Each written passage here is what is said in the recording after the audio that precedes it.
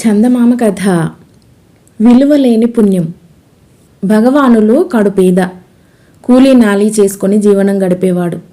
సంసారం చూడబోతే పెద్దది, దోసతోటలాగా బోలెడంతమంది పిల్లలు. తగిన రాబడి లేక పిల్లా జల్లాతో సంసారం మీదకు రావటం భగవాన్లకు ఒక గడ్డు సమస్య అయిపోయింది.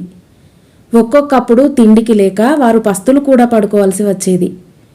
ఇటువంటి స్థితిలో ఎలారా దేవుడా అంటూ ఆ దంపతులు రాత్రింబగళ్ళు చింతిస్తూ ఉండేవాళ్ళు. ఇలా ఉండగా కైలాసపురానికి ఒకప్పుడు ఒక సన్యాసి వచ్చాడు.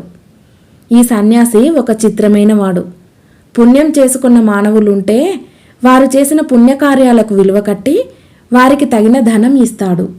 ఈ విధంగా అనేక మంది పుణ్యాత్ములు సన్యాసి వద్దకు రావటం, వారు చేసిన పుణ్యాలను తక్కడలో తూసి తగిన బహుమతులు సన్యాసి ధనరూపంగా ఇవ్వటం జరుగుతూ వచ్చింది.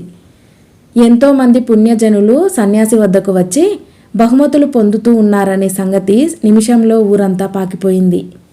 ఈ వార్త భగవానులు భార్యకు కూడా తెలిసింది.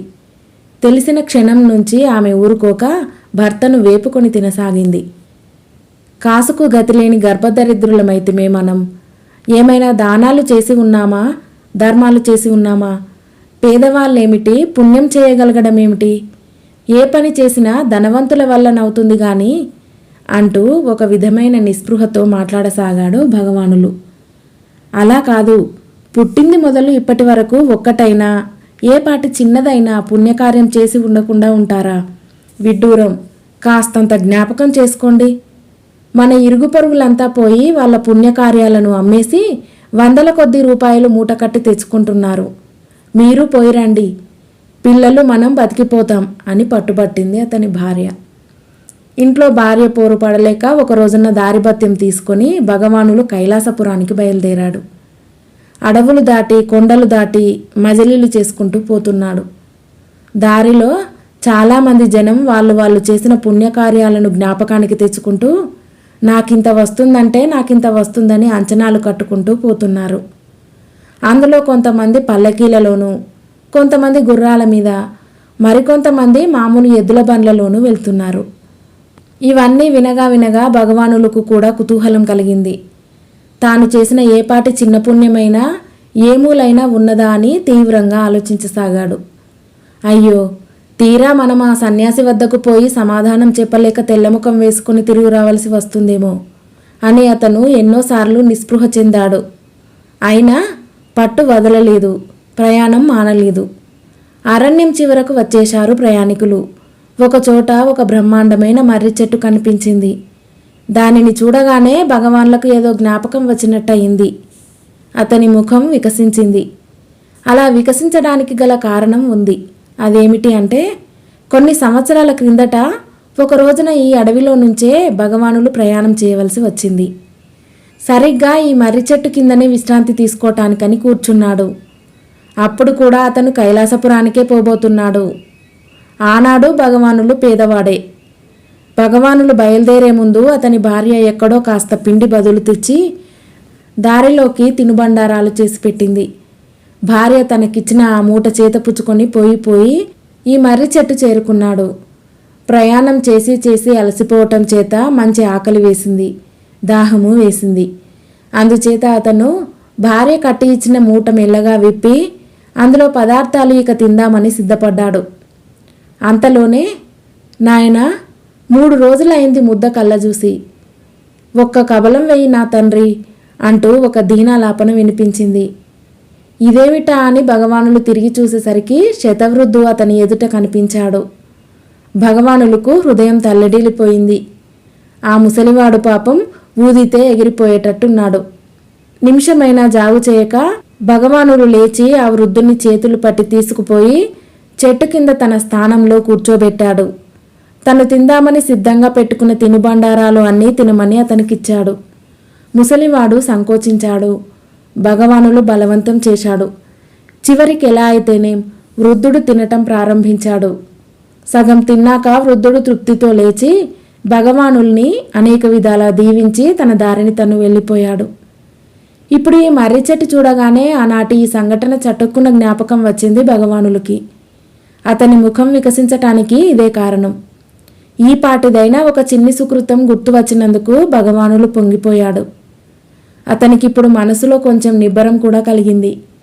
ఈ మనోధైర్యంతో అతను మరికొంచెం గబగబా కాలు సాగించి చివరకు కైలాసపురం చేరుకున్నాడు.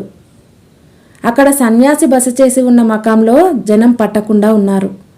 సన్యాసికి ఎదుట ఒక కాటా తగిలించి ఉంది. అందులో పుణ్యం చేసుకుని ఉన్న వాళ్ళు ఒక్కొక్కళ్ళే వచ్చి ఒక సిబ్బెలో కూర్చుంటున్నారు. రెండవ సిబ్బెలో సన్యాసి ధనం కుమ్మరిస్తూ ఉంటాడు. ఎవళ్ళు చేసుకున్న పుణ్యం కొద్దీ వాళ్లకు తగిన ధనం దొరుకుతూ ఉంది. ఆ ధనం మూట కట్టుకొని పని తీరగానే ఒక్కొక్కళ్ళు ఇళ్లకు పోతున్నారు. ఆ పుణ్యాత్ములైనటువంటి ఒక్కొక్కళ్ళను చూస్తూ ఉంటే భగవానులకు బిడియం వేసింది. తను చేసిన ఆ స్వల్ప కార్యాన్ని సన్యాసి ఎదుట గొప్పగా ఎలా చెప్పుకోవటమా అని దిగులు పట్టుకున్నది. ఇంతా చేసి అది ఒక పుణ్యకార్యం కింద లెక్కకు రాకపోయినట్టయితే తన పని సిగ్గుచేటు అయిపోతుంది అని సంశయిస్తూ అతడు వెనక్కు తగ్గుతూ వచ్చాడు. శంఖతో ఒక మూల ఒదిగి కూర్చున్నాడు. భగవానులను సన్యాసి గమనించి, ఎవరవయ్యా నీవు? ఎందుకు వచ్చావు? ఏమిటి కథ అని కుశల ప్రశ్నలు వేశాడు. అందుకు భగవానులు జంకుతూ, స్వామి, బీదరికం సహించలేక నేను ఏదైనా చెప్పుకొని తగిన ద్రవ్యం పుచ్చుకుందామని వచ్చాను. అయితే నేను చేసిన పుణ్యం ఏమంత గొప్పది కాదు అని నసుగుతూ బదులు చెప్పాడు. అప్పుడు సన్యాసి, నాయనా, పుణ్యం విషయంలో పేద గొప్ప లేదు, కొంచెము ఘనత అనేది లేదు, సంశయించక చెప్పు అని ధైర్యం చెప్పి అతనిని ప్రోత్సహించాడు. అప్పుడు సన్యాసి అనుమతి ప్రకారం అతడు కాటాలో కూర్చున్నాడు. నీవు చేసిన పుణ్యం ఏమిటి అని ప్రశ్నించాడు సన్యాసి. భగవానులు తనకు జ్ఞాపకం వచ్చిన సంగతి వెల్లడించేసరికి అక్కడ కూడి ఉన్న జనులంతా పకపక నవ్వారు. సన్యాసి ఆ జనాన్ని మందలించి కాటా రెండవ వైపు సిబ్బెలో యథాప్రకారం ధనం వేయనారంభించాడు. వేశాడు. ఎంతో ధనం సిబ్బెలో వేశాడు. సుమారు బస్తా ఎత్తు తూగే నాణాలు పోశాడు. భగవానులు కూర్చున్న సిబ్బె లేవలేదు. అలా మరికొన్ని బస్తాల నాణాలు పోశాడు. భగవానుడు కూర్చున్న సిబ్బే కొంచెం కూడా కదలనే లేదు. ఇది చూసి సన్యాసి నివ్వెరపోయాడు. జనమంతా ఆశ్చర్యపడ్డారు. భగవానులకు ఇదేమీ అర్థం కాలేదు. సన్యాసి వద్ద ధనరాశులు తరిగిపోయినాయి. అతడు వినయపూర్వకంగా భగవానులకు నమస్కరించి, మహానుభావ, నీవు చేసుకున్న పుణ్యం చాలా గొప్పది, విలువలేనిది. ఆ పుణ్యానికి సరిపడే ధనం ఇచ్చే సమర్థత నాకు లేదు. నన్ను మన్నించి నా వద్ద మిగిలి ఉన్న ధనమంతా పుచ్చుకొని తృప్తిపడవలసింది అని ప్రార్థించాడు. ఈ మాటలు వినగానే భగవానుడు గభీమని కాటా నుంచి లేచాడు. యతీశ్వర, నిజంగా నేను చేసుకున్న పుణ్యం అంత గొప్పదా? అంత విలువ కట్టడానికి వీలు లేనిదా? అయితే నా సుకృతాన్ని నేను తుచ్చమైన నాణాలకు అమ్ముకోను. ఎంత మాత్రమూ నేను అమ్ముకోను. నీ ధనం నీ దగ్గరే పెట్టుకో. దానిని పుణ్యం అమ్ముకునే మరెవ్వరికైనా ఖర్చు పెట్టుకో అంటూ మరలిపోయాడు. అక్కడ ఉన్న శ్రీమంతులు, పుణ్యాత్ములు మొదలైన వేలాది జనమంతా భగవానులు చేష్టకు ముక్కు మీద వేలేసుకున్నారు. పుణ్యాలు కొనటానికని వచ్చిన సన్యాసి ఆశ్చర్యానికి మీరలేకపోయింది. అప్పుడు ఆయన భగవానుల్ని పిలిచి, భగవాన్, నీవు పుణ్యశీలుడవే కాదు, మహాత్యాగివి. ఇప్పుడు ఈ సాటిలేని త్యాగం చేయటం వల్ల నీవు చేసుకున్న సుకృతం ద్విగుణీకృతమైంది. నీవు నా వద్ద ప్రతిఫలం తీసుకోకపోయినప్పటికీ ఎప్పుడో ఎక్కడో ఏ రూపంగానో నీ సుకృతాలకు తగిన ఫలం పొందే తీరాలి.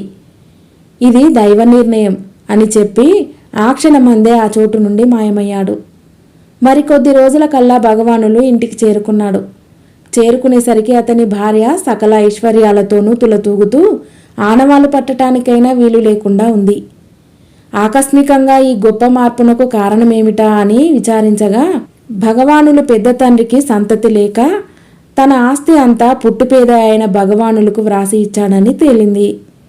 కథ సమాప్తం.